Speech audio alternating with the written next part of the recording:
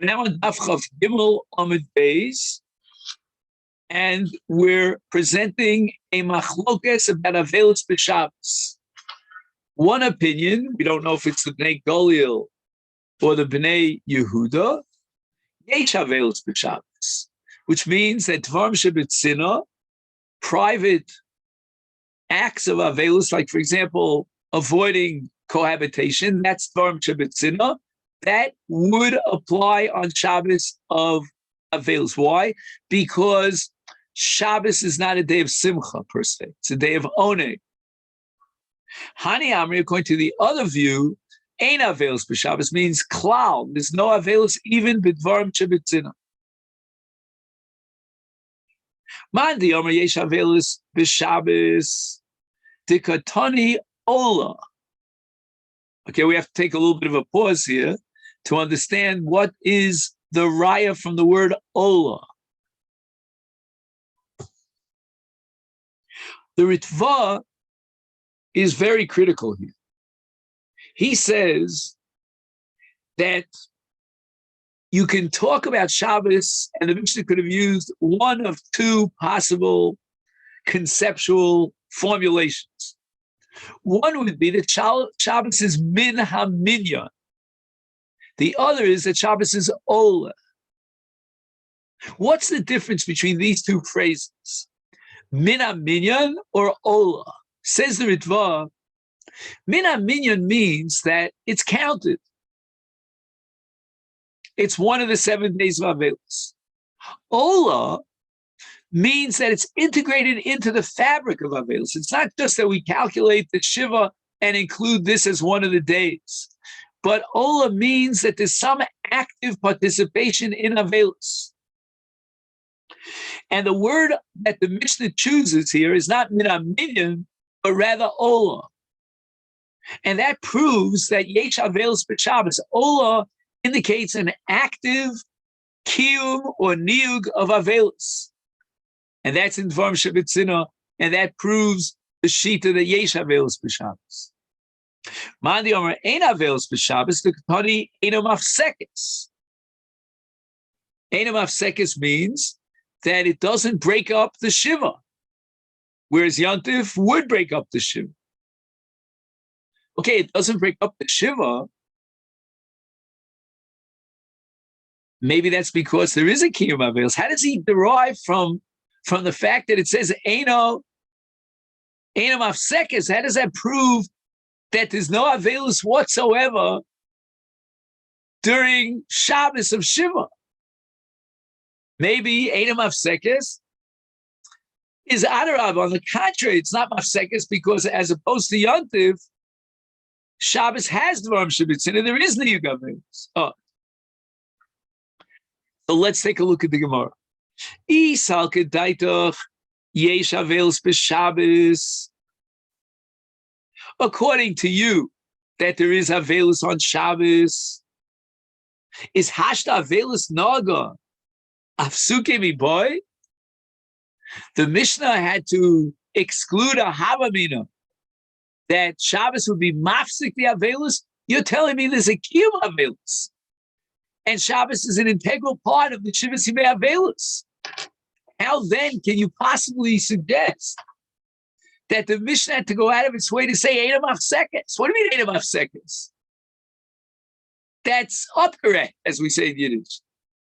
He's fulfilling the mitzvah of Avelis, albeit b'tzina, during Shabbos. So Shabbos is a chelek, it's a tale of the Avelis. But if you hold that there's no Avelis b'Shabbos, then there was a havamina that if there's no Avelis b'Shabbos whatsoever, it's like Yontiv, then it should be a mafsik. And that's why the Mishnah Kamashma wants to tell me the Chiddush that it's not a mafsik. But now the Gemara asks, according to that second Mandiyama, who says that there's no Avelis at all on Shabbos during Shiva, Elahadik Tani Ola. What does it mean, Ola? We said that Ola is not the same as Min ha-minyan.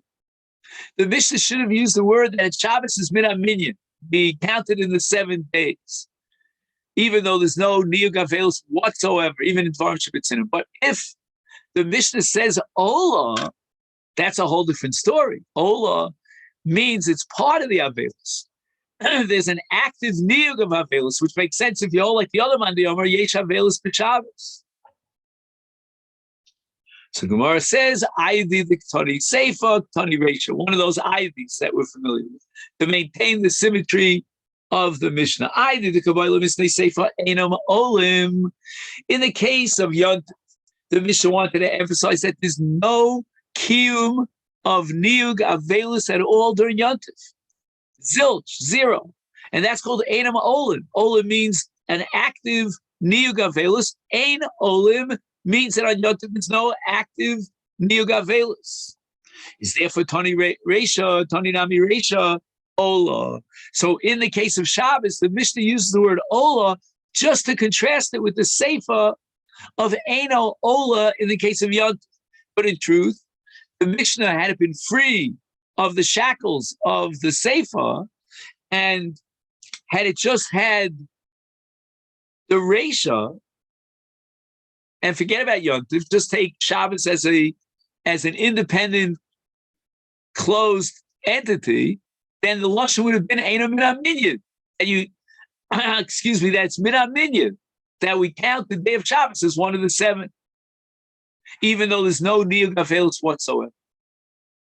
So don't get nervous and alarmed by the fact that the Mishnah uses the word Ola. It doesn't mean Ola the way we understand Ola, as an active participation, an integral part of niyug avelus. There's no avelus on Shabbos. Ulaman the Yomi Yesh avelus b'Shabbos hakatani einam afsekes. Why did the Mishnah have to tell me einam afsekes? You're talking about Yesh avelus b'Shabbos. Avelus extends and includes Shabbos as well. And on Shabbos, he's going to be noeg avelus. So you have to tell me einam afsekes? And the answer is Mishum de B'Kaboy L'Misnei Seifa Mafsikin is Tana Reisha Eina Mafsekes, for the sake of maintaining the symmetry of the Mishnah. And in the Seifa, he wants to tell you Mafsekes, that Yontif comes along and interrupts Shiva. So your counting of Shiva will begin after Yontif, or will be complemented after Yontif in a Hashlama situation. So once in the Seifa, he needs to use the word Mafsekes to tell you that Yontif is Mafsekes, Tananami Reisha. Even in the case of Shabbos, he uses the term Eino Mafsekes. But in truth, again, there's no Havamina that Shabbos would be Mafsik, according to Mandiyom Yesh Avelus B'Shabbos. Lema Ketanoi, perhaps this machlokes about whether there's Avelus on Shabbos is in fact a machlokes Tanoi.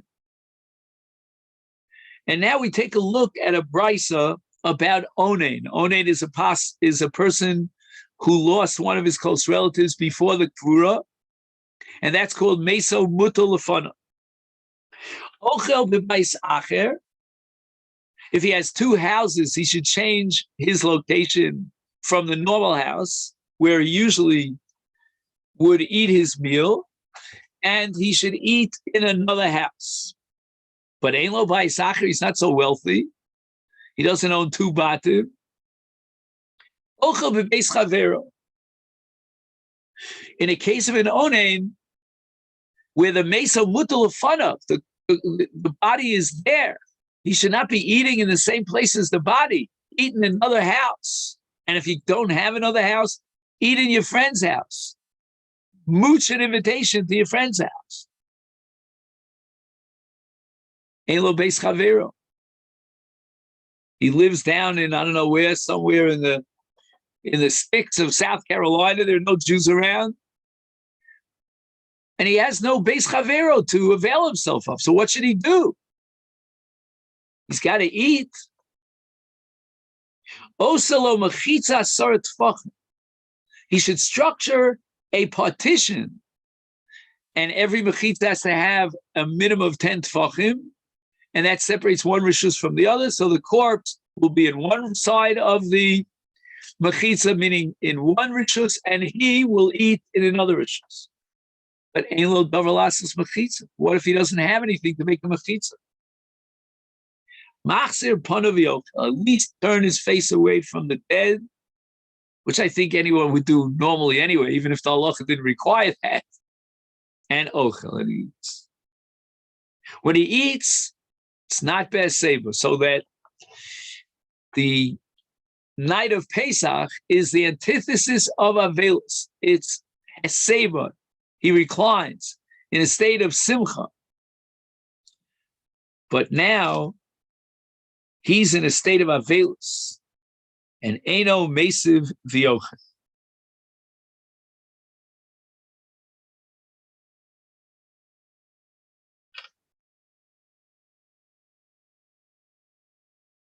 V'eino ochel basar v'eino shel yain. Aninus generates an Isur Achilas Basar and Shesias Yayin. And obviously, the Onain is not going to be allowed to make Kiddush unless you hold Ein Avelus B'Shabbos. What about Havdalah and Motzei Shabbos? Let it make Havdalah on Chamer de Medina, on, let's say in the classic case, a bottle of beer, of Sheikha. And we have this problem during the 9 days because we don't eat meat during the 9 days. We don't drink wine during the 9 days. It's Avelus Yeshana for the Churban. What do we do on Motzi Shabbos when we're back to the state of Avelus and we have Havdalah after Shabbos, which requires Yayin? And they say that you can make Havdalah Yayin, but let a child who's very young drink from the kos. The Ein Mizamen, he does not recite Birkas HaMazon. The Ein Mivarchim Olah. And no one should be making a bracha on his behalf to be motzi him midin shomer ka'oneh, because he is an ovel. He is, to be more precise, an onen, and he's potem in a mitzvahs. Ein mezamnin olav. We cannot add him to a duet to make a trio for zimun. Upotem ikriyas ma minat filo minat filin umikol mitzvahs hamuros pator.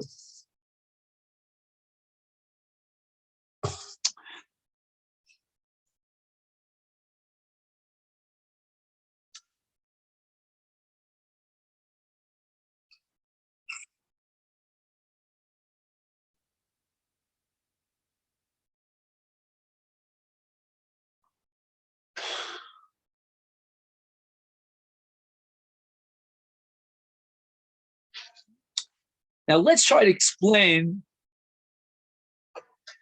what this Tur Min HaMitzvahs essentially is. An onen, one of the close relatives who lost his relative, is obligated in the mitzvah of kavura, of burying the dead.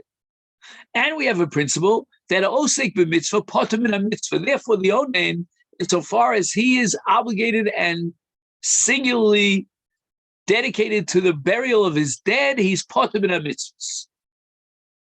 But you might ask why tefillin is singled out over here. And the answer is because in tefillin, there's an exclusion that's not based on osek b'mitzvah potem min ha-mitzvah. That exclusion of tefillin is because of pe'er. Tefillin is called pe'er, and the avel is megolel ba'ofer. He's the opposite of pe'er. And then afkamina is the following. Before kvura, you could apply the principle of osik b'mitzvah potem min ha-mitzvah, and therefore you wouldn't wear tefillin.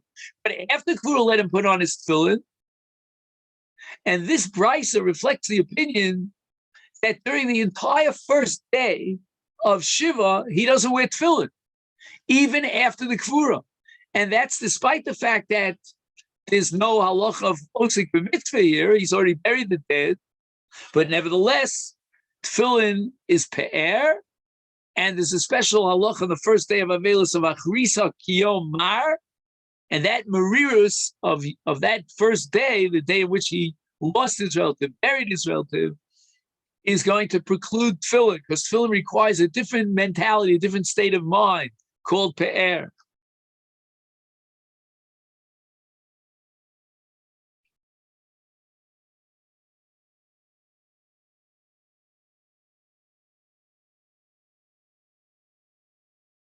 Now, I'm just going to say a vard here. This is probably not true, but maybe the reason why tefillah is mentioned here is because the onen will go through a transition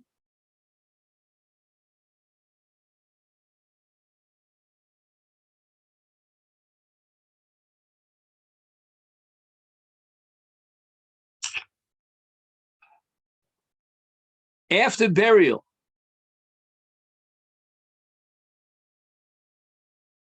And after burial, he has, as an Avel, a special mitzvah of tefillah.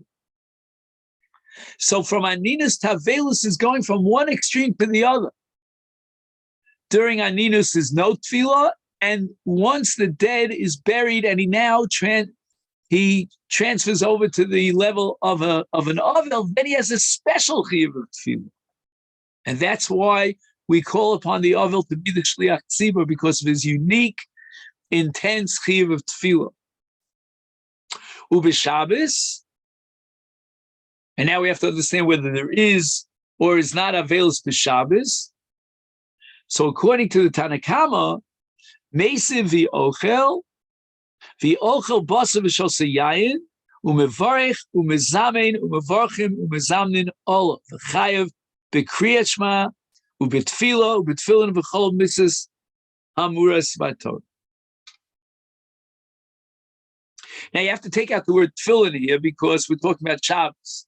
But it means he's obligated on Shabbos and all the mitzvahs. We suspend Aninus because he cannot be osik b'mitzvah of Kvura on Shabbos. And once we suspend the status of an onen, he becomes chayiv in all the mitzvahs.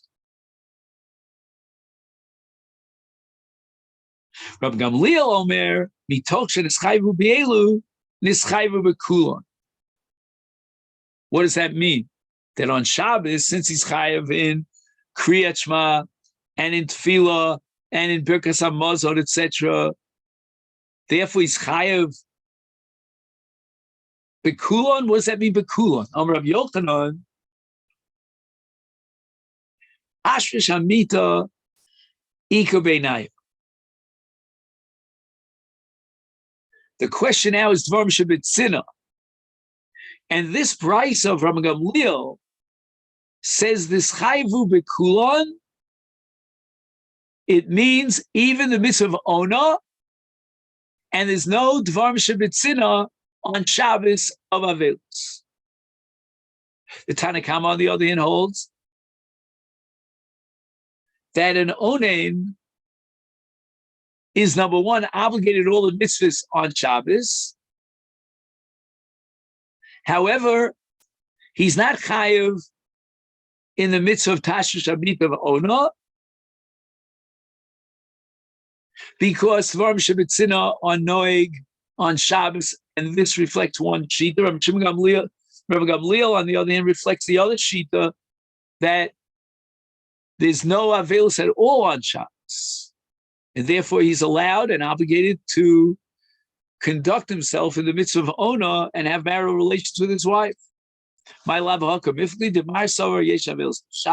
Tanakama holds there is Avelus, and therefore Dvarim Shebetzin on Noeg, and Tashmish Amita is also. Mar Savar, according to the other man, the Bomar, Ein Avelus b'Shabbos.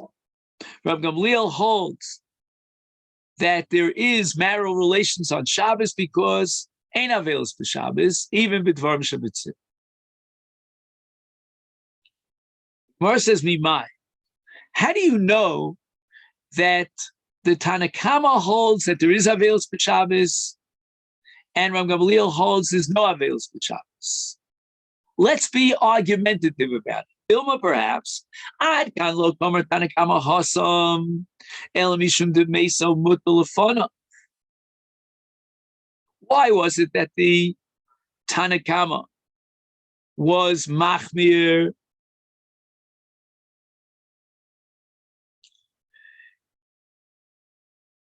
That's only because the Tanakama was addressing a case of meso mutalafana. That's a real serious avelus. Onen is meso mutalafana.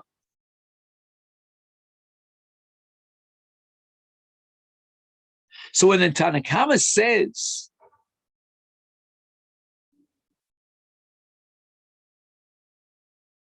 just 1 second, that when the Tanakama holds that on Shabbos there's no mitzvah of Ona and there's an Isur of Tashrish Hamida, he's talking about Meso Mutalafana. And that undermines even the mitzvah of Ona, because of the severity of Aninus. But if we're talking about Shiva after the mess was buried already, then there's a Hakola in the Avelus during Shiva. And the same Tanakama would say that marital relations are mut. Ashabit is mut, tzvar mitzvah, and it's mut. Because Avelus, in comparison to Aninus, is Kal. V'yad kan lo koma Rab Gamliel Hasam. And we might raise the following possibility, that where does Rab Gamliel allow a leniency on Shabbos of Tashrish Hamida that's only in Aninus? The Akati lo chal Avelus olah. Aninus is just a ptur. He's not chayiv in any mitzvahs. But once we get into Avelus, then he's chayiv in mitzvahs, and it could be, and that's a possibility the Gemara is raising, that Rabbi Gamliel would agree that there's an Isur Tashrish Hamida. Al hacha the chal Aveluso oleh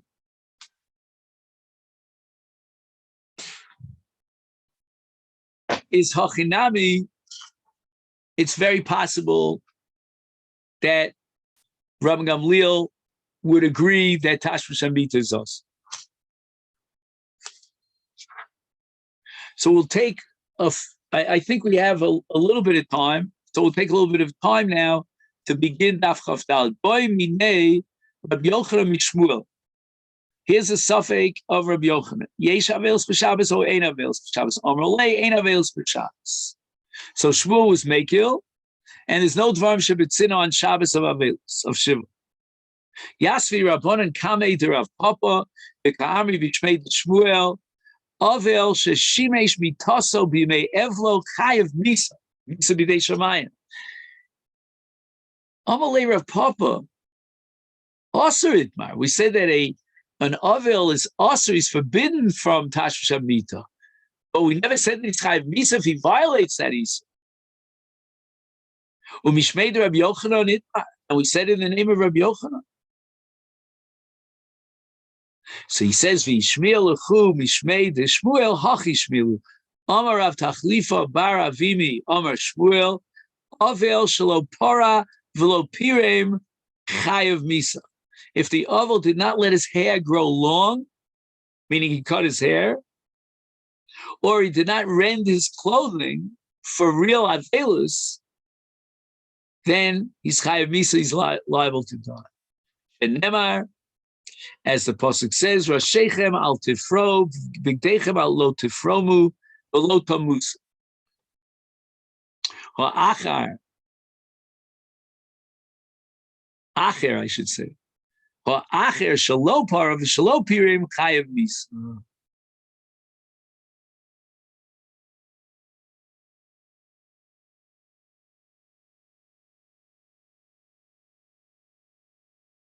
All right, I'll just read the next. It's a little bit scary.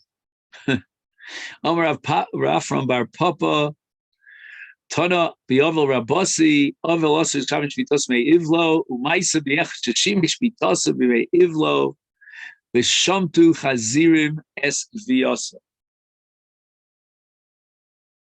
And if you take that literally, it means that they couldn't bury his body. He did not have a proper burial, all because he was mishamish bitaso during Avelus. There's another interpretation here that the word gviyaso means his male organ, and that was bitten off by a swine. All right.